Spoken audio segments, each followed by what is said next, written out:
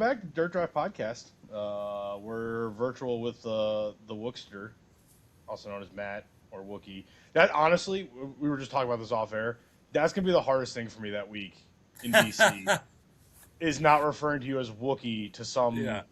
some congressman. Like I would be like, and this is Wookie. I mean Matt. Well, this is That's gonna my fictional Star Wars friend. yeah. So that'll be an adjustment, but That's gonna be we'll fine. survive. Yeah, it's gonna be Uh, fine. but yeah, no, If we're nothing else, it'll be a good talking piece, right? You oh yeah, called him that. 100%. So yeah, we're do a little news session. There's been a lot that's gone on in the industry, kind of all around in the last month. It's Hmm. been more than that since you've been on last, but it's been a busy few weeks here on the news cycle for the automotive industry, which I think is very interesting, uh, and some interesting stuff going on in the small truck and compact truck off road space, which is even more interesting in my opinion. Um, but yeah, I don't know. What are you tracking? Because I know you track things a little differently than I do. I do. But actually, before I even get into that, I was gonna ask, what, like, have you felt any effects of like the industry change at the shop? Has there been anything you Um, have to adjust for, or even just like changes in customer orders and things like that? Like, is there yeah, anything changed? yeah. I mean, that stuff typically changes on a broader sense. Mm-hmm. Uh, it has definitely been trending more into the repair side of things than like we're not getting brand new vehicles in like we were 3 4 years ago. Yeah. 3 4 years ago, if we were getting somebody with 10 tags and a 22 23 Jeep or truck or something coming in and buying the wheels and tires and all the other stuff, now we're seeing it kind of shift, and it's I'm keeping this truck, or I decided to keep this Jeep. I've had it for the last 5 years. Look it over, tell me what I need. Or it's even older. Like we've been dealing with it's a 2012 Wrangler for the last like 3 weeks, where we fix one oil leak and then find a new one because it's just literally everything's leaking. So we're just like basically working from the top down, Mm-hmm. and the Jeep is just so tired, and we're like, we kind of started getting to a point where like, are you sure you want to put the money into it? And he's like, I'm keeping this thing forever. He's like, I have no reason to get rid of it. I'm not buying a new one anytime soon. Mm-hmm. So yeah, I'm keeping this thing. So let's fix it. It's still putting all this money into it's still cheaper than buying a new one, which is Yeah. we've been hearing that a lot lately. So, and I think it's funny because I think that sentiment has peaked. Um, like I think we're gonna start seeing pricing come down a little bit.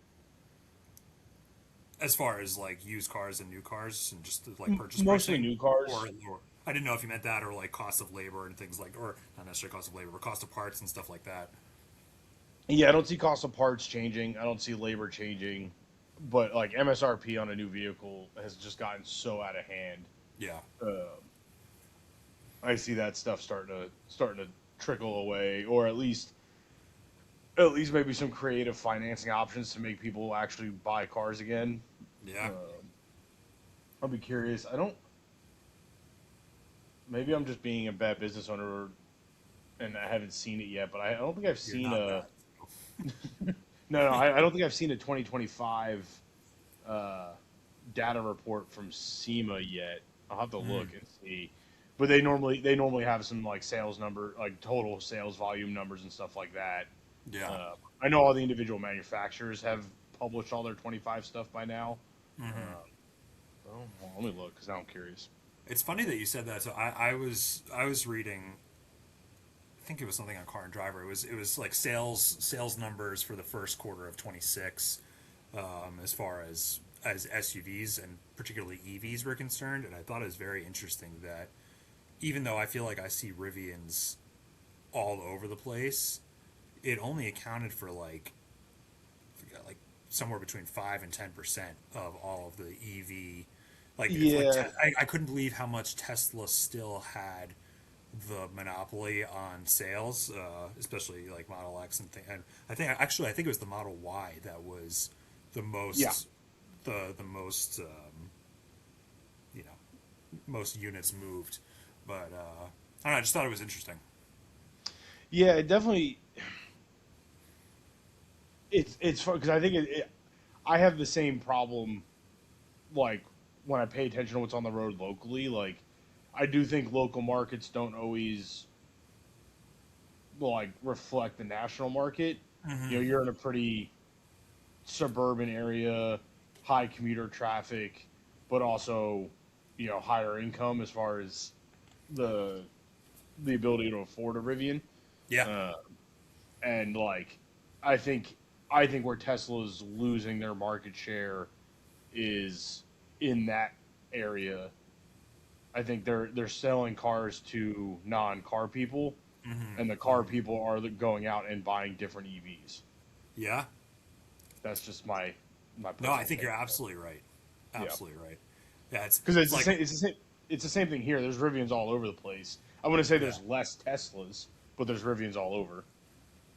That's like I think of people that are really into like video games and computers and things like that. Anybody that is into that for the most part likes like will have an Android type of phone that has a million different Yeah, better capabilities, but anybody that's not that just needs a phone that works gets an iPhone. You know yeah. what I mean? So it's the same thing. It's like, yeah, All right. what's Rusty, your come here. what's your dog doing? I don't know. He's eating something. I can't see him, but I can hear him. Hey, can you drop it. Thank you. Is it alive? No, thank God. It's a stick. I don't know where he found a stick in the basement, but anyway. Yeah, yeah. It's there. The market. The market's interesting right now because I think we're swinging back into manufacturers building cars for enthusiasts. Mm-hmm. Um, you know, to that same analogy of the iPhone versus Android, like I don't think as a car guy, like we're the equivalent of the Android user, right? Like Yeah, we exactly. want the cool machines, Exactly. and That's there are that's. manufacturers still doing that, Mm-hmm. or starting to do that more. You know, Mm-hmm. it's I feel like maybe I'm a little biased, but Chrysler is definitely kind of leading that charge right now. You can kind of credit Ford with it. You know, the all the Raptorizing everything. Yeah. Um, definitely was a kick in that direction, and Stellantis is following hard. Yeah. So there's definitely some fun stuff coming. I honestly, to that point, segueing into like the bulk of what this conversation is probably going to be, Hyundai and Kia. I, you knew you were going I to say that. mean, Yeah. Yeah. are Let's talk we? about that. Yeah. The Boulder concept. So you're a car guy. I am. I'm the truck and off road guy. How do you feel about what Kia and Hyundai and Genesis, like we'll loop all three of them together, have been doing in the car segment for the last what 10 years, Yeah. 5 10 years? Yeah. I mean, I remember as a kid. I mean, you know, 25 years ago, where like Hyundai was first coming on the scene, and like my parents had looked, they had test drove maybe a Sonata, and it was just the biggest pile of crap Oh yeah, in the world. And it's amazing how fast that's changed. I mean, they make high quality stuff. I mean, full the best disclosure. warranty, I was full disclosure. I own one. We have a Kia in the driveway. Like, right? Yeah, I'm not knocking it by any means, but for the people who aren't car guys and like haven't followed the company, you know, they've made unbelievable positive strides as a yeah, company. yeah. I think something that they're still working towards, especially in an enthusiast standpoint, is just like the brand identi- identity. Yeah, You know, yeah, where I like we were talking about, what our next family vehicle is. Right now we have a Mazda CX-5, which we love, but we're talking about, a three-row for the future.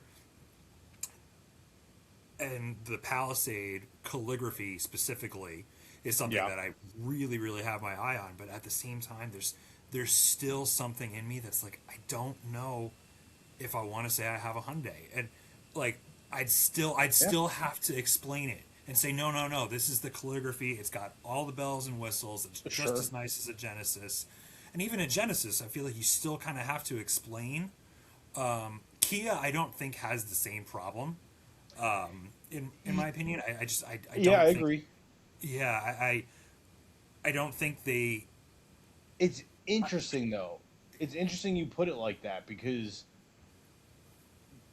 Kia is the lower end of the three. The Hyundais are kind of the mid to high range. Honestly, Genesis it being depends on what model you're looking at. Some of the also true. it depends. Yeah, I.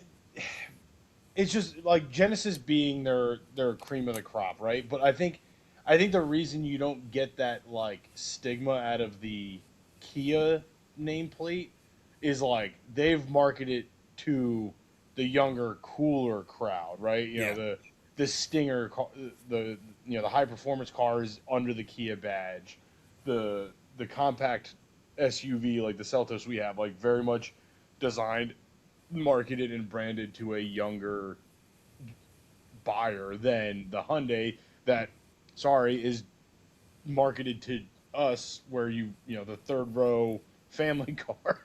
yeah, you know, yeah.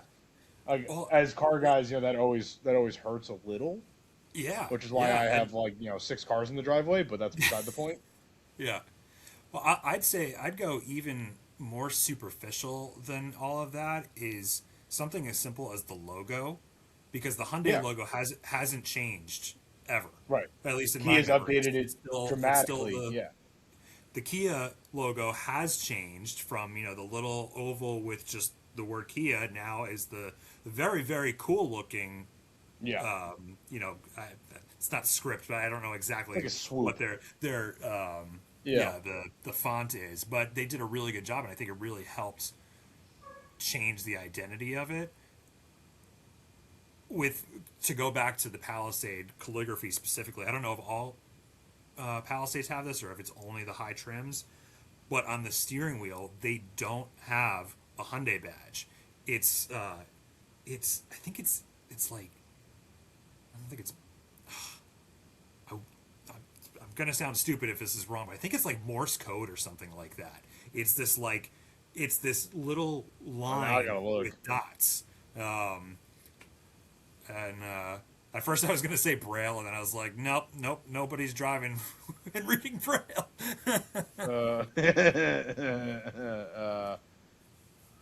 Calligraphy. But my point is, I feel like even Hyundai realizes, oh yeah, our logo really isn't a sign of luxury. Yeah, and again, that's the whole purpose of them having the Genesis line. Like, Right. But still, I mean, but they're also very proud of the high end part of that well, they line. should So be. They're building pretty good cars. yeah, Uh, I could I could pull up a oh, picture. I don't know if I found it. I'm just you trying found to. it. I think it's just, and I do wonder if that's like a pre-production. No, I've seen like reviews and stuff of it. I know it's a real thing. Is it? Oh, okay, there we go. For the people at home and view, is that what you're talking about? Yeah, yeah. I mean, that just to me that just looks like a decorative trim piece. Like I don't think it means anything But specifically. it stands for something, whether it says Palisade or Hyundai or calligraphy or so. It means something, and the whole point is I mean, all I can see is it's four dots. I'm gonna I we'll mean, maybe, fact that's what I'm saying. check Maybe there's more to it. Anyway, to whatever. your point, Maybe I'm wrong, but the point still is the same that they know somebody spending 60 plus grand on a nice SUV with all the bells and whistles doesn't yeah. want to look at the H of the Hyundai badge on the steering Well, wheel. and That's that is. This is going to be unbelievably punny, but that is the genesis of the Genesis brand, right? yeah, They did all these high end cars that were supposed to compete with BMW, Mercedes 7 Series, and the S Class, and all this stuff and you were still under the going Hyundai Hyundai. badge, and nobody Yep, bought it.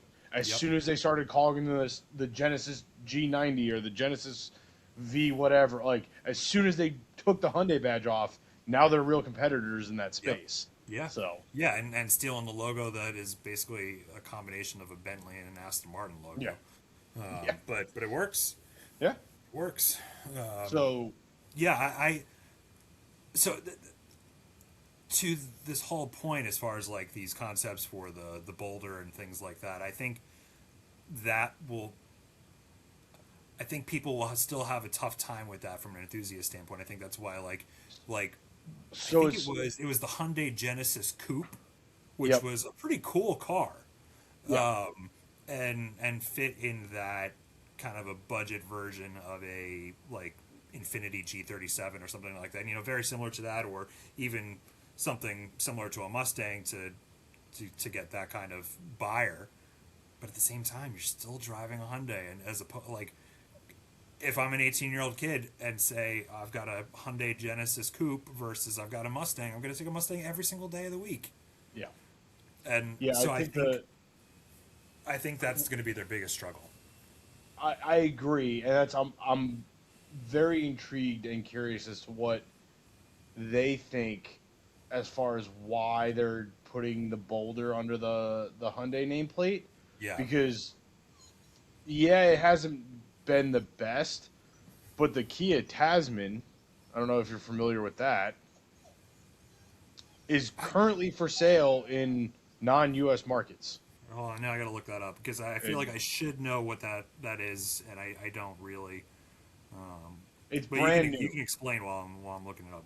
So I've seen it pop up on some Australian off-roading pages, um, Hmm, because like a lot of companies in the U.S. that are growing or breaking out, hmm. they have better followings overseas.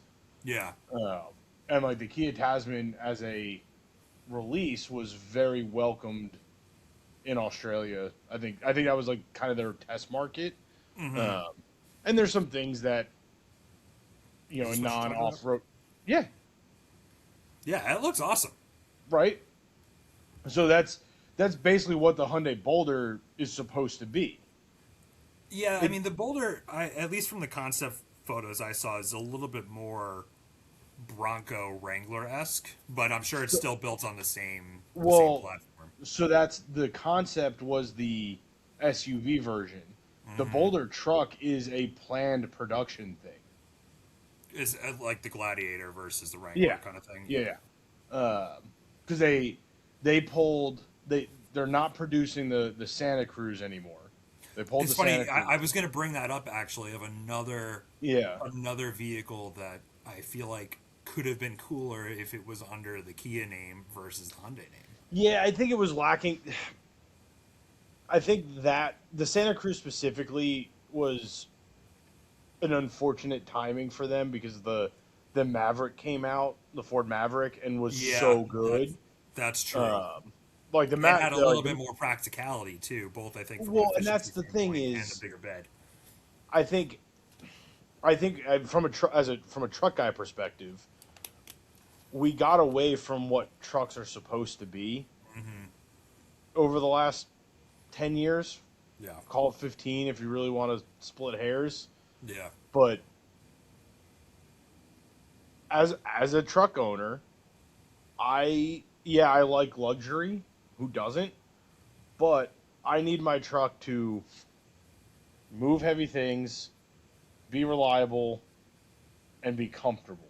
I Hmm. don't need massaging seats, panoramic sunroofs.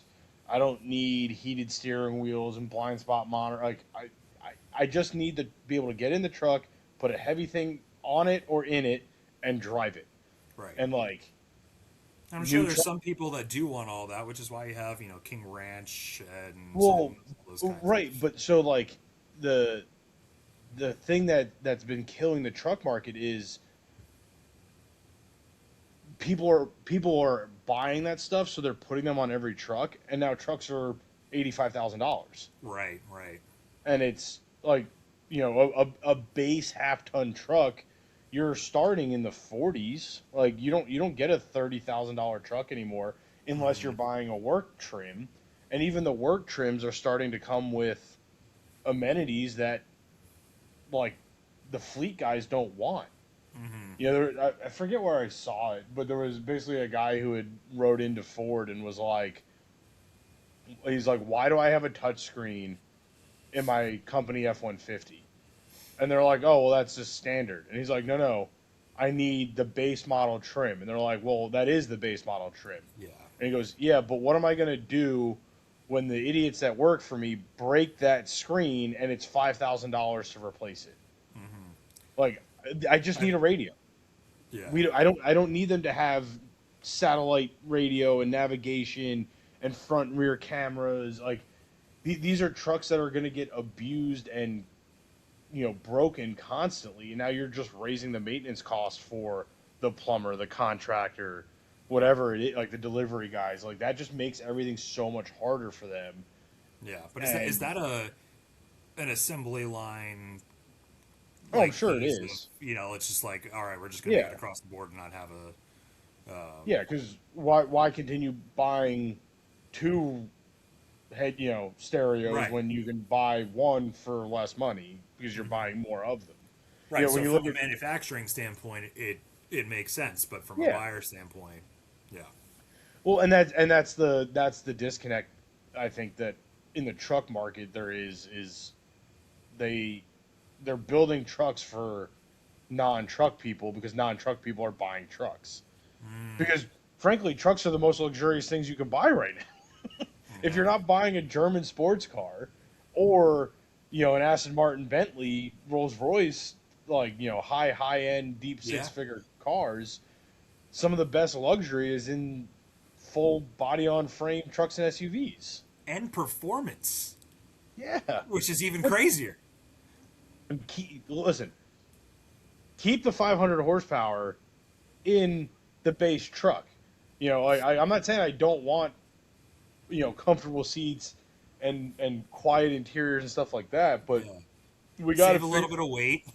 And Yeah, there's the industry is in a weird place, and I think it's funny because I said the same thing about Scout coming in. I think Scout is a touch late to the party. mm. I think And that's a full EV, Hyundai, right? yeah, well, it's supposed to be, but now they're Right. That's they're saying they may do a range extender and a hybrid and all these other things. They're realizing the EV thing. People don't. The masses don't want EV. There are EV people, but if you want to sell high production cars, you have to sell them to everybody. yeah. Well, And and also, and I mean that part of the industry, as far as regulations is concerned, is just changing so fast that I oh mean, yeah, who could possibly keep up with that? yeah. You know? And I think that's where the Boulder is an interesting thing to discuss because it's like, is there really a space to compete with the Gladiator? Is it really a competition to the Tacoma? Like, Yeah. yeah, like the Bronco is doing well, the Jeeps are turning it around. Like, there's definitely going to be a lot of interesting competition in that body on frame market. Oh, Yeah. that's the other part of this that I wanted to circle back to because I think you and I were the last to talk about it on the podcast here. The Xterra, when Oh, that was yeah. rumored. Hmm. So I know with it's the now. So I think 2028. yep. But did you see what they did announce? The power plant will not be full EV. It will. I did not read that. It's going to be body on frame again. The Mm-hmm. Pathfinder is also going back to body on frame. Mm-hmm. So you're going, high capability off road setups, and they're getting ICE engine and hybrid options. So Nice. like, these are all the things that are pointing back. Like, all right, everybody's going back into doing off road stuff. Mm-hmm.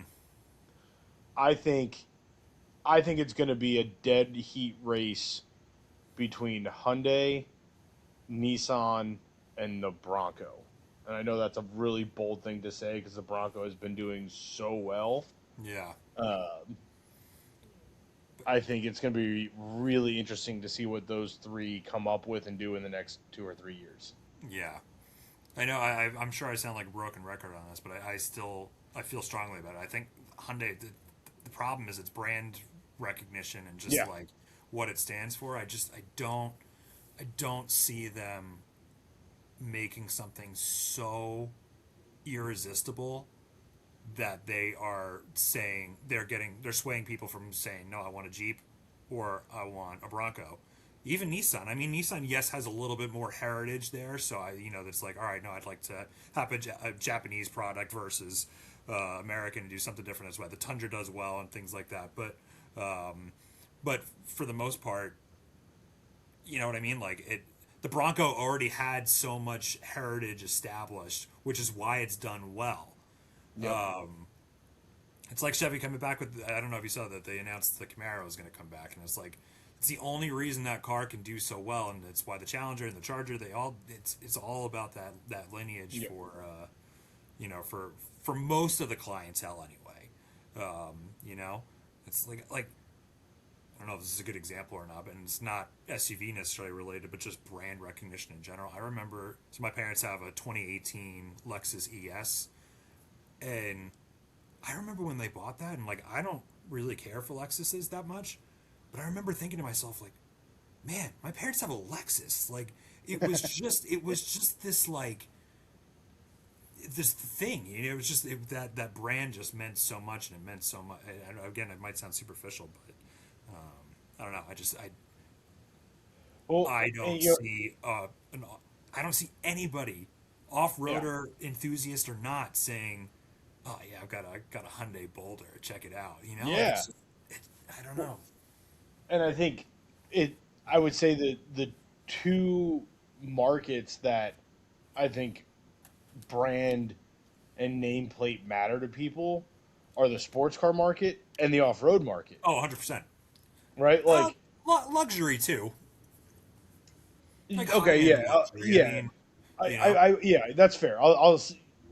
You can loop like luxury sports cars together, right? Because I'm talking the Porsches, the BMWs, the Mercedes, the yeah, Audis. Like yeah, it's like the old like my papa has a Rolls Royce. hmm My dad's got a Chevy. Like it's that whole idea. Like I, there's always the Jeep. It used to be the Jeep versus Forerunners. Now it's right, the Jeep versus Bronco and Forerunner. Like Xterra is a nameplate that has, like you said, a heritage. It has a good yeah, following. The Boulder is going to, for lack of a better term, have a really, really big uphill battle to break into that market. yeah. And I'm not saying that's a bad thing either. I mean, No. having some change and a new kid on the block isn't bad. I mean, there's some great cars that have come out of nowhere. I Even would though it wasn't argue, long lasted. I mean, the Kia Stinger, as you said before, this is another yeah, one that it's like that was a great car, and it did fairly well. I think it's just even just like the enthusiasts were like, that yeah. you can take Well, that and seriously. like, what was the hatchback thing that was? It was under the Hyundai nameplate. That Veloster, was like a sport. Was that? Veloster, Yeah. yeah, Like yeah. It was the they're three they're door thing. capable. Yeah, they're Yeah, capable of doing it. Like they've proven before they can build something that competes, even if it's for a short time. If it's hmm a 5 to 10 year run, like cool, like that's exciting. yeah. I see You know, I see a lot of Elantra ends. Um, yeah, so I mean, it, it's definitely. But I think both of those, it's price point. So if they yeah, get price point correct with an off-roading vehicle, both on the Kia side and on the Hyundai side, that I think is their biggest advantage. But then at the same time, then you don't want them to go cheap either, because I mean that's one of the things in my own shopping on when I was looking at cars for because I have the Integra, but I looked for the Elantra first, and I was just like it feels too cheap. And yeah, because I mean it is cheaper, it's significantly cheaper, but yeah, so it comes at a price point. So yeah, yeah. I'm excited. I think it's gonna put enough pressure on Jeep that they. I mean, granted, they're already in the process. I would make an argument that they're they're listening again. They're going back to the old ways. They're respecting that heritage a lot more than they did yeah, the last 5 6 years. Uh, I I think it's going to put pressure on Ford to keep evolving the Bronco. Mm-hmm. Like, the Bronco's done really well. I could see them being a little cocky about it, and it just stays the way it is forever. And frankly, it's not good enough to do that. It's good, but there's stuff that needs to be addressed. Yeah. I'm kind of surprised that with the Bronco name coming back, that they didn't make the Maverick a Bronco pickup truck. It's I mean, too I know the different. Maverick is a heritage name too, but a totally different. It wasn't a truck. Yeah, well, so they did it with the Ranger. The Ranger and the Bronco are very similar as far as size and power and what options and things like. Yeah. And there's a Ranger Raptor. Like Right. Yeah. they did do all of they kept that scaling right. The Maverick it's unibody, it's low, it's front wheel drive or all wheel drive. Like it's not in that off road space. That's They true, did a yeah. Tremor. I know they did a Maverick Tremor that had like a 1 inch lift and off roady tires and things like that Yeah. to go with like the F-150 Tremors. And I'm pretty sure I just saw one of the new Expeditions in a Tremor trim, and I was like, oh shit, that was looking good. Yeah. I think my thought was just like they went so far as to make a completely different vehicle to be the Bronco Sport versus the actual Bronco. So I I was see just what you're like, saying. it's like, oh, then to have, like the Wrangler have the Gladiator and just be like, all right, well, that was just my thinking out loud kind of thing. Yeah, But, I mean, it's obviously working the way it is, so who cares? I personally I actually forgot about the Bronco Sport. It's a really fair point now that you factor that into it. Yeah, but that's also not a But serious yeah, off-roader. So I mean, that's a yeah. borderline Now I'm Subaru curious. Outback, I maybe wonder. competitor. I wonder what the Bronco Sport and the Maverick would have in common, if anything. Well, that was my thought. I I'll didn't have to know if look they into if that. they shared a platform or anything like that because my thought was, I oh don't well, know. maybe they could, you know, As just put as it all in the same family. yeah, as cool as I think the Maverick is, we don't really get a chance to work on a lot of them. So, like they've become commuter cars and fleet cars more than Yeah, anything, yeah, uh, which I think is a great place for them. Like I think the Maverick and like the Slate truck are kind of in that same yeah, category. yeah. And the Santa Cruz was never going to touch either one of those. So it's Sure. like I Yeah. like the fact that they're kind of scrapping that project and going and pushing into the higher volume side of body on frame off road trucks. Yeah. So I'll be if really curious to see go because ahead. they're saying the Boulder SUV is like a Tahoe competitor. Um, so like they're saying it's gonna be pretty big. That that's a tall order. I believe that the Tahoe Suburban, like that whole, Is it now I'm looking at the picture. Is it really supposed to be that big? Really? I'm pretty sure I heard that somewhere. To me anyway, it looks much more Wrangler Bronco esque, um, but maybe I'm wrong. Yeah, Well, that would I be think it's.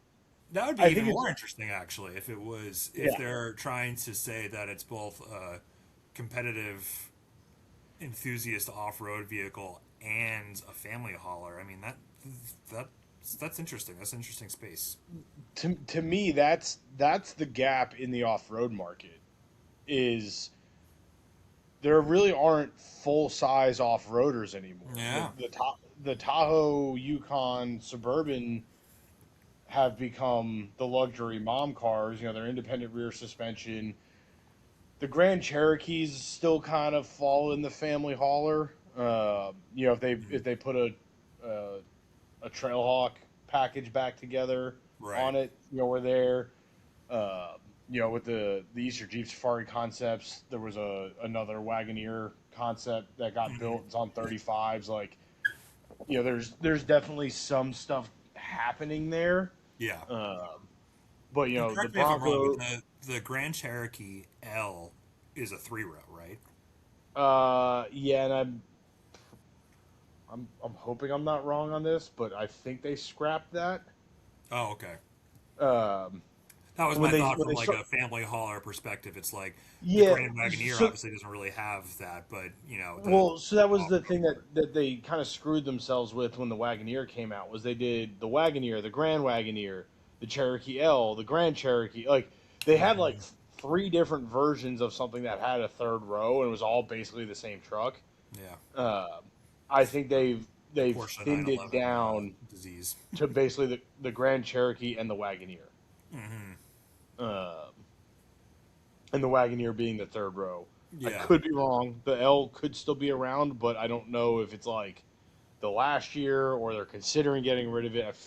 I'm pretty sure I read somewhere that it was the L was going away because it was just too muddy as far as what was what. hmm, Uh, and with the Wagoneer being simplified, there's talks of them doing, an off-road package of the Wagoneer, and the new Cherokee didn't get a official Trailhawk badge, but they teased at Easter Jeep Safari a off-road edition of the new Cherokee. The EV concept that they unveiled, the Recon, is going into production. That's supposed to be on like a Grand Cherokee sized platform. yeah. Uh, Do you think like the big 3 row SUVs, like full size, like a Tahoe, are they? And this is me just not being a true off roader, so I obviously don't. I yeah, don't know the logistics of it, but are they too big? Like, is that not practical no, to have that big of a vehicle? there's a huge market for 3/4 ton trucks to go off road. Like for us on the East Coast, it's not as popular because our Hmm. trails are smaller, they're wooded. You Yeah, know, you're dealing with a different type of terrain. Where out west, it's the desert, it's wide open. sure, It, sure. you know, it, you're more of an expedition style vehicle is kind of what they refer to them as. Yeah. But yeah, there are 2500s, F250s, like the vans, the Sprinter vans are incredibly popular to do off road conversions on. Like there is absolutely a market for third row, full size type vehicles. Yeah. Uh, right now, it's like the Sequoias in that market. Hmm. I would say the next closest thing is like your uh, the new Land Cruiser, which is also kind of small, but it's bigger. Yeah, the Land Cruiser also isn't a 3 row. The Lexus version of Correct. it is, but the Land Right. Cruiser is not. That's specifically because of the hybrid battery. The Land Cruiser's got a hybrid power plant where the Lexus has a V8 power plant. That I don't remember honestly. Yeah. Uh, but like that's to me that's a good sized vehicle. Yeah. That platform is I think what a lot of companies are going after. I Hmm. think that's where the Boulder is going to fit. I think that's where the Xterra and Pathfinders are going to end up. They're going to end up in that Yeah. slightly bigger than the Jeep, more of a family car, can do Hmm. both. Take the kids camping, take them to school on Monday. Uh, that's the hole in the market right now. There's the Bronco and the Wrangler can slug it out for hardcore off road, Hmm. which you know beat it to death at this point on this podcast. But the Wrangler is always going to win that battle, Sure. and then let the Forerunner, Land Cruiser, and everybody else compete for the mid level Yeah. overlander market. It's funny. It's funny you said about the Forerunner because I know we've had many previous discussions about how you don't care for it. The new one. The Um, new one, yeah. yeah, Right. no, Yeah. Right. You don't care for it, right? Yeah. I'm remembering that, right? there's nothing So wrong with it. It's my opinion. I just don't find yeah, them yeah. comfortable. Well, so my question to you was: do you think Toyota missed the mark on that as far as it not being legit enough as far as an off-roader is concerned? It's a little Oh bit no, mom car esque in a lot of ways, but no, capability wise, it's very capable. yeah. Capable. I'm not knocking what Toyota did with it. I just don't find the interior to be comfortable for me. Hmm. I think I think the view out the windshield is very narrow. The dashboard is like overly chunky. And this, honestly, this is most Toyotas for me. Yeah, Like the I older don't care for generation, Toyota interiors in yeah. general. The like the windowsill is too high. Like Mm-hmm. the seats are like kind of flat to me. They're not, you know, they don't give you the hug. Like, Yeah. and like it's all nitpicky stuff, but it's just what I like in a car. Yeah. Toyota lacks typically. Yeah. Um, Well, and I think the also for part, you as a bigger guy, I think yeah, that kind of comfort matters more to you as opposed to somebody who's a couple inches shorter than you and smaller frame. Like, yeah, I'm gonna fit more well rounded. You know what I mean? Like in any vehicle. yep, So, yeah, and it's not even especially if like you're specifically. off roading and moving around and all that. So, It's also it's the ergonomics of it. yeah. Like Jeeps aren't spacious. Like I don't get in my Wrangler and go, I got all this room. I Nor are they usually go, comfortable. no, but that's not what I use it for. So Yeah. it doesn't. Yeah. I don't care. However, it it's ergonomical in the fact that when I'm sitting, you know, when I have everything adjusted right and I'm driving it, Mm-hmm. I don't feel like I have to move to look. You know, Yeah. everything's like the viewpoints are right. There's not big obstructions. The buttons are within reach. I can see things, you know, in the corner of my eye. All that stuff makes sense. Mm-hmm. Like the new Forerunner, I feel like has a ton of blind spots. The hood, the hood is really tall. It doesn't slope down and away from you. It's very flat across. Mm-hmm. So you're already looking through a pretty restricted windshield. Once you get in it, the way the dashboard's designed, it comes up into your field of view. Yeah. So now you're looking over the dash to look over the hood, and it's kind of hard to see where your bumper is. Mm-hmm. You know, yeah, I'm sure if I drove one and put a bunch of seat time on it, I'd get used to it and not have an issue. Yeah. But like the I don't know if you remember the story, but when I bought that first E30 way back when, that Mm-hmm. terrible car, and we dug it out of that snowbank. Do you remember in Sayreville? I'm pretty sure you were with me. I do, yeah, that doesn't mean I'm gonna remember it. Dug it out of a snowbank. The very first white one. We drove up. It was Yeah. in Sayreville behind the Walmart off 9. It was in like that sketchy. I genuinely don't remember. Really? It doesn't mean that I wasn't there or it didn't happen. Yeah. I'm sure But both are correct. I don't remember like it. I wanted to test drive it, Yeah. so we dug it out of the snowbank. We jumped it, and like I got in it to go drive it around this apartment complex. Was that when we went to go actually pick it up? Yeah. It was yeah. Oh, because it was the guy that lived in those apartments, right? I think he was Egyptian, right? Yeah. Yes. Yeah. Yes, because I drove the Legacy while you Yes. drove. That's Yes. right. Okay. 100%. Now I remember. Yes. And I got in it and I was driving around, and I was just so comfortable in the car that by the time we got it home and I started messing with it, I realized that it didn't have tilt steering. And I was like, wait a minute. This car is built so well for me to fit into that I didn't even realize that I didn't have to adjust it.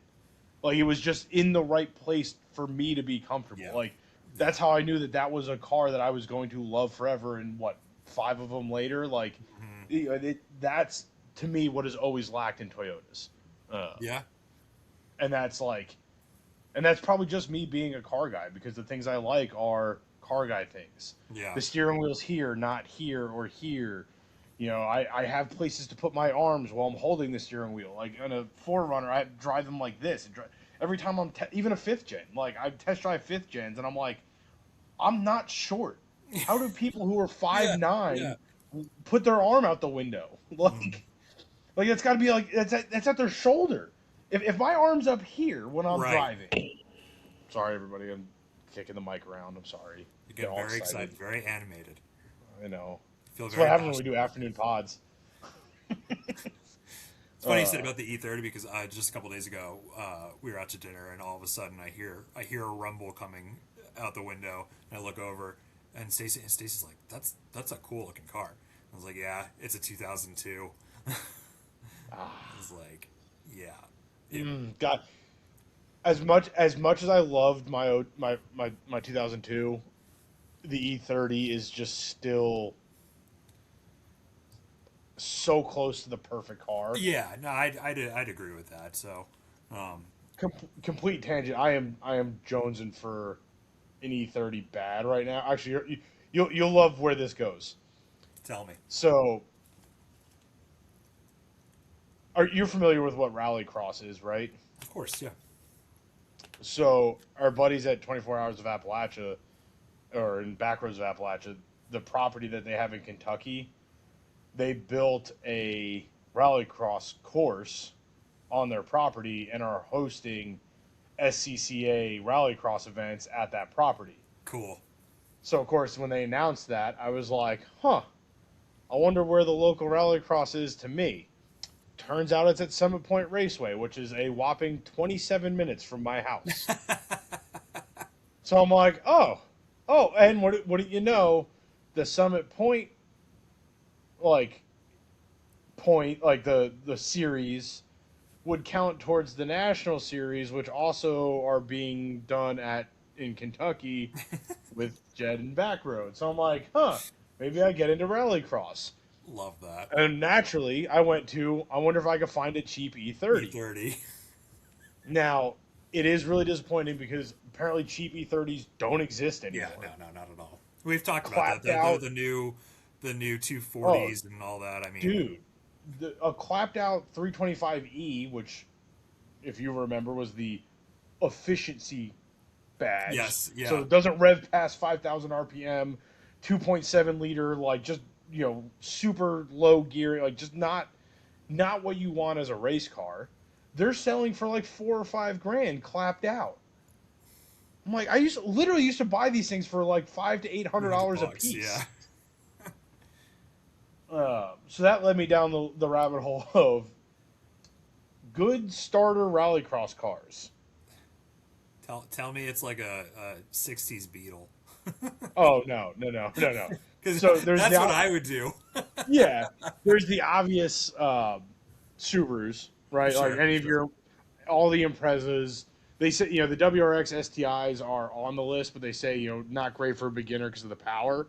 Yeah, also good luck finding one for a reasonable price, too. Oh I yeah, mean, you know what kept popping up, and I don't know if this is just my internet search history. no. Well, Eighth gen Honda Civics,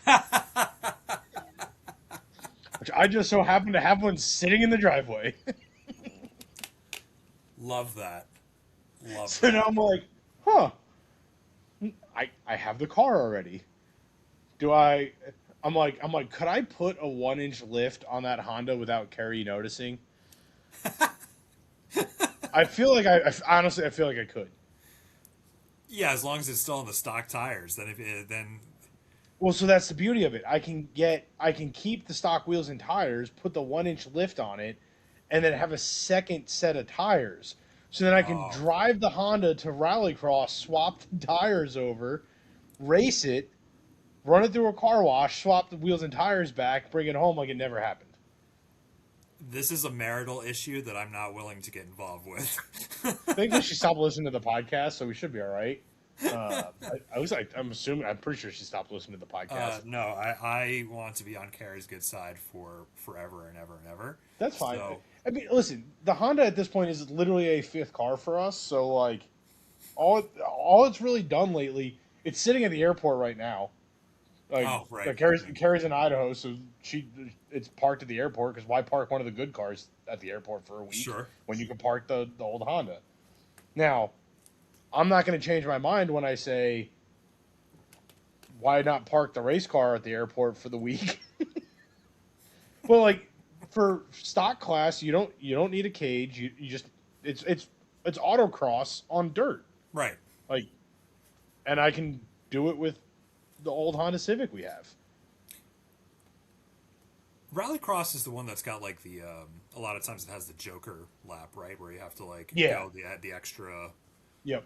Yeah. Yeah, you can like cut the corner, but it's just it's like a harder section. Right, yeah. But it's like Yeah, only one lap that you can do it or something like that yeah, or whatever it is. yeah, yeah. I don't know if they do it on like the amateur level stuff, but like the pro level rallycross guys had that kind of like stuff built into it. Yeah, no, that's really cool. I mean, you have my support of it being a Oh Civic. yeah. So, I, that being unfortunately, said, it is. Sorry, Carrie. I know you love this car. It is the worst generation Civic ever. oh, 100%. It is And it's absolutely awful. and this one's beat to hell. It's hit a deer or two. Like the bumper is zip tied together. It rattles. It makes noise. She told me when she took it to the airport. It's got a leak somewhere. Like the carpet was wet from the rainstorm. I'm like Yeah, this thing is just begging to be turned into a race car. yeah. I love it. I fully support it. I agree. I mean it's my idea, so of course I support it. But I'm just thinking, rip the rest of the seats out of it, put some all terrains on it, and just like they say, front wheel drive is a great starting point for rallycross. Why is that? Just car control, rear wheel Oh, so drive you're on not on loose dirt. constantly Yeah, yeah, sideways. Yeah. yeah. I would argue I think I did enough stupid shit in E30s and that car is so well balanced that with a good set of tires and a little bit of seat time, I'd be more than comfortable doing Yeah, it. yeah, but on a But loose never, surface, it's different. yeah. But so that's the thing is like I'm used to whipping a Jeep around at 40, 50 miles an hour on dirt, Yeah. and typically in two-wheel drive. I'm So not saying like, you couldn't do it. I think you're a great oh yeah, candidate for it, but I do think there's still a learning curve. oh 100%. Yeah, I'm not saying there isn't a learning curve. I think the learning curve for my driving tendencies would be the same. Like adjusting to front wheel drive would be the same as the skills to confidently handle rear wheel drive on dirt, if that makes sense. Yeah. Because like I'm like that's I think I don't do enough front wheel drive things to really know like predict what that car is gonna do. Where like It's going granted to it was understeer every no matter yeah, what you yeah. do. I'm gonna be the guy just yanking the parking brake constantly on the rallycross course, trying I'd to get like the to make trying it. to get my four door beige Honda to go sideways. I love that.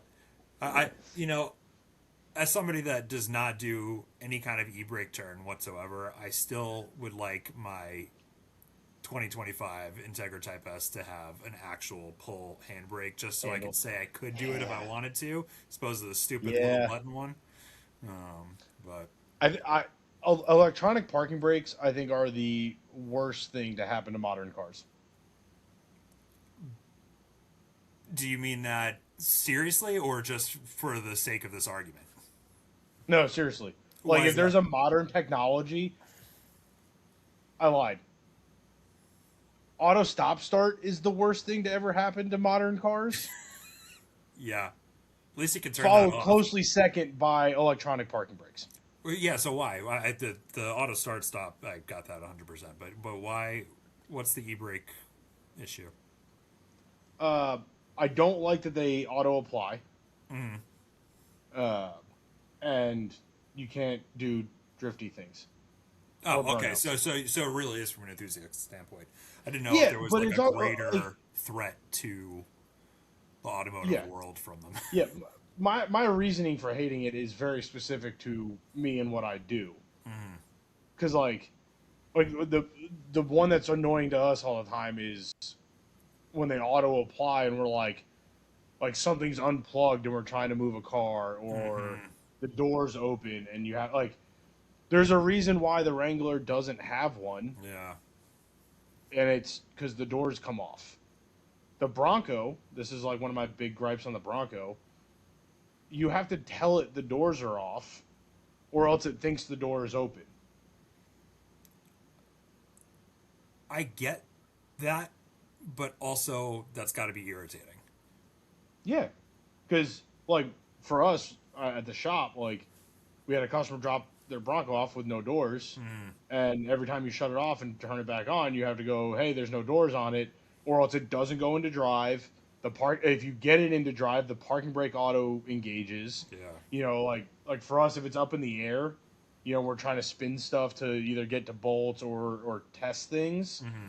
You know, you have to go through a process to disable all those auto sensors for it to not throw the parking brake on. And like you'll forget to do it, and you're like, why can't I spin this wheel? Oh shit, the parking brake's on. Then you got to like reset everything, bring it back down, go through the process. Like, it's just to me, it's allowing people to be stupid in a car. Like, if you take the thinking out of, oh, I've come to a stop, I'm parking, let me put it in park, I'm on a hill, I need my parking brake. Mm-hmm. If you take that thinking away, then nobody knows they're supposed to do it. Yeah. And like, you know, it's funny because, you know, for us growing up, everything was don't drive distracted, no texting and driving, don't do this, don't do this. Now you have, you know, every 5 seconds there's a thing that dings in the car. Yeah, it's impossible there's not to be messages on distracted. the dashboard. Right. You're distracted by the car. Forget You're distracted by the things that are supposed to help you from being distracted. Mm-hmm.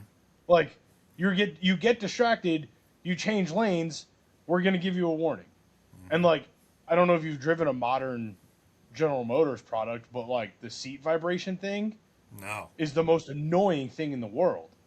Like and again, these are typically settings, but like we had I think it was like a 16 or 17 Denali truck, and I'm backing out of the shop, and as we're backing out of the shop, the parking sensors are sensing like the walls and the other cars and everything else, and it's vibrating the seat as I'm driving it to tell me like, oh, hey, warning, there's something on your left. Oh, there's something on your right. So it's like it becomes extra distracting because I'm looking in one mirror and now it's vibrating and I got to look in the other mirror and be like, oh, yeah, it's just the wall that was there 2 seconds ago. Yeah, that's awful. I hate that. Yeah. Well, this is a great segue into what I wanted to be our last segment for today. This is what we're doing in D.C. These are the things that we are working on legislation for. Yeah. So why don't you tell everybody what we're doing? Well, so the first exciting news is you guys will get Wookie not remotely at some point because he will actually be in DC in person. Not just going to carry a laptop around. That'd be hilarious, but also not as much fun. But no, we're doing the SEMA DC rally first week of May. So future past in a couple. Oh shit! Hold on. I have a calendar for this. Future past, it is going to be. I need month. Tim would yell at me for using my phone, but I don't care. Oh wow, that's really convenient. Future past, we are currently in DC. If you are listening to this, Wookie is in DC. Yeah, so we are in DC, fighting for the ability to make sure, not even fighting, advocating for the ability to make sure we can turn these things off. Because as much as they are distracting, they're also potentially unsafe in enthusiast settings. You know, if you're an off-roader, having your parking sensors go off as you're climbing a rock ledge or because you're getting close to a tree, like all these things would be really annoying. The big one that a lot of people are focusing on this round is in the racing world. Like if you go buy a new Corvette or a new M3 or you know whatever sports car that's track ready and it has collision avoidance, and you go into a corner at 140 miles an hour, and immediately, and it just slams on the brakes because there's another car there. Like you're going to spin out and hit a wall. So you know, as of right now, there are proposed regulations and legislations that say these things are going to be mandated to be in vehicles and functional, just like auto stop start was, just like seatbelts were 60 years ago, like, you know, wipers. Like there are great things and great safety functions out there that exist that should exist, but being able to adjust them or modify them is necessary for people who aren't just going down the highway all day. Yeah. I don't know. I don't. Does the Acura have any of that stuff? Like, do you have Okay. collision avoidance or Yeah, lane yeah, departure, but all that there's stuff? quite a few things that I'm able to turn off actually, Okay. Yeah. which is definitely a nice feature. One of the things that scared the crap out of me recently, I was backing into the garage, and I must have been going slightly faster than I normally do going into it, and it just slammed on the brakes as I was Yeah. pulling in, and I was just like, it scared the shit out of me. Yeah. And I mean, it's good in a sense, but also I wasn't gonna crash, you know. Uh, Right. so, but no, I mean, for the purposes you're talking about, it makes total sense Yeah. to have Yeah, that and that that's option. I think you know the stubborn loud enthusiast with a podcast in me is the first one to say like delete it all. Like I don't want any of it ever. Well, that's But not I good. also yeah, and I recognize that, and I also recognize like there have been a couple times, admittedly, that the Kia has kept me from changing lanes when I shouldn't change. That Like, so, and I know I'm coming to support that, but I also think one of the hard parts with, especially with lane departure stuff, is the risk of like to another person as opposed to like 100%. like I can't think of a good example right now, but to have something like an auto start stop Yeah, isn't putting anybody else at risk other than environmentalism. You know what I mean? So which like so to have the option to turn it on and off is great, as opposed to the right. argument could be that with the lane change thing, it's like, well, if you turn it off, you are Yeah. risking the safety of somebody else. But at the same time, you could be, to your point, if you're on a track or off-roading or whatever, it could put you at danger and other people in danger if it malfunctions or if it says, oh, there's a car here, I'm going to Yep. slam on the brakes, then you spin out of control. So I mean, it's a pretty tricky subject. Yeah, and really what it comes down to is the rules need to make sense in all situations. Like, Mm-hmm. and I get the fact that that makes it significantly more difficult. It muddies everything up, like, which circles back to the simplification of just don't do it, and we don't have that problem. Yeah. But we recognize the fact that like, yeah, there are 100% more distractions on the road. So like, lane departure is becoming vital. You know, collision avoidance. Cars are faster. Ironically enough, they're getting heavier. Yeah. They are getting faster. Roads are wider. There's more traffic. There are all these things that absolutely have a benefit for the technology, Mm-hmm.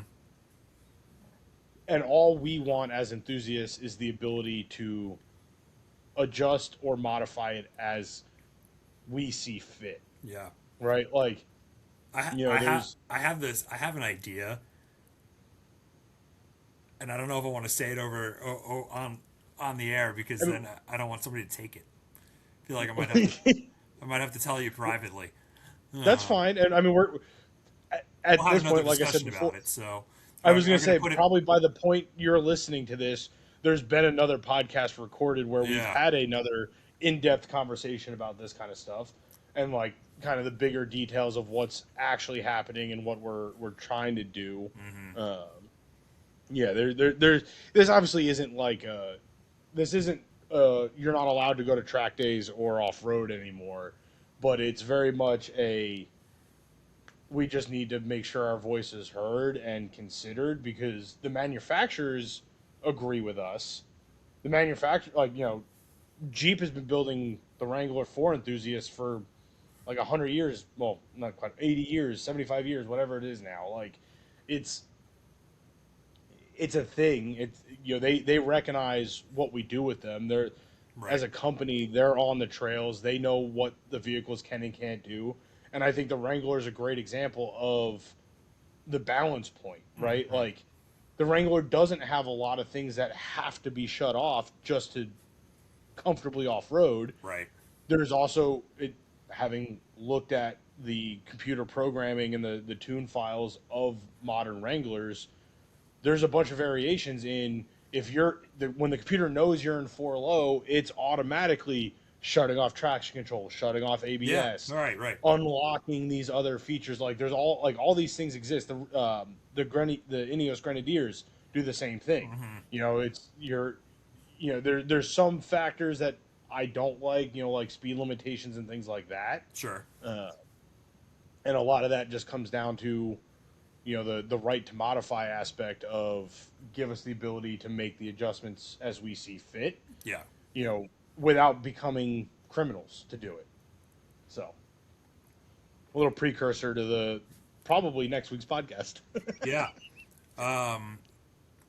Yeah, I had a few other topics, but we're gonna save that for another episode because Okay. I'll go on for a long time. But so a part two to this stuff because I think we got We'll do a part 2 in person. yeah for sure. That way That sounds great. we don't have to do the split screen crappy mics. Yeah. the what I want to do most in the next episode is just lay a total can of whoop ass on Subaru because I hate everything they're doing. So I was so excited for the new Wilderness Foresters, and now that they're out in person, they're so bad. They're so bad. Next episode, it's going to be all about how Yeah. Subaru is the worst thing that's ever happened to 2026. So, I like it. Maybe we'll do that with Daigle. We'll do that with Matt Daigle. Oh, perfect! Right? Yeah, that's great. You know what? That should be good. It'd have a little bit of a back and forth there, as opposed to two of us that are both agreeing on everything. So, I think that's great. Yeah, I mean, as much as he's becoming a car guy, he is not on our level of car guy. Like, he got a Subaru Ascent because it was a good deal and it fit his family of 4 and it was good on gas. And then he made me change the spark plugs in it, and I made him rethink all of his life decisions. Do you see my posture changing? I'm just like, oh god. Oh yeah. It's all right. He's understanding his wrongdoings. He can repent. Yeah. Yeah. Cool. All right. Well, this is a good conversation for sure. So like I said, we'll do a part 2 of this because I think we're gonna have a lot more to chat about over the coming weeks. Yeah, I think the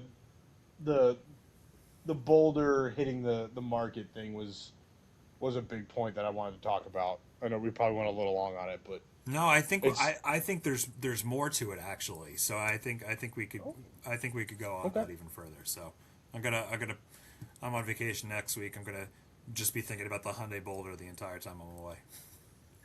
Maybe we'll compile some notes. Maybe I'll see. Since you're going to spend a day at the shop this week. Right. Oh, that's a good idea. Well, yeah. Yeah, because I'd like to get the boys' opinions on it as well. Okay. So. Cool. Sounds good. Well, thank you as always for having me on. I appreciate it. Thank you for taking the time. Yeah, of course. Looking forward to seeing you right now in Washington D.C. That's right. Like, that's right. If you're listening to this on your commute home, Wookie and I are probably having a beer with people from SEMA right now. That's after the beer. Yeah. Well, only the people watching video will even know what just happened. Which is like 16 people a week, so we're good. Yeah, that's fine. Yeah. Anybody just listening can use their imagination. So that's a good plug for our YouTube channel that is not taking off. If you guys want to like and subscribe our YouTube channel, you can listen to the podcast on YouTube. That way we get more views on YouTube. You don't have to watch it. There's not much to watch other than just us yelling at cameras. And that's a weekly thing that has nothing to do with Wookie. It's always us. But maybe nice soon. I don't know. We keep saying we're going to do it. I'm sitting in our unofficial studio that I very much want to make the official studio, but we're working on it. We're getting there. You know what? When I'm with you, we'll probably go back to the house on on Wednesday night and Thursday. Maybe we'll we'll do some brainstorming of what we can do to your studio to make it even more legit. Oh, when you see it, you're gonna be like, oh, it's actually more legit than we give it credit for. It's the details, and like Yeah. I know what I want to do. It's the time to execute them. Love it. So, Cool. yeah. All right. Well, Anyway, thank you. This was fun as always. So until next for time. future pass, we'll see you in a couple weeks. Yeah, for sure. Good, solid episode. Yeah, absolutely. Yeah. Okay. Don't you have the button?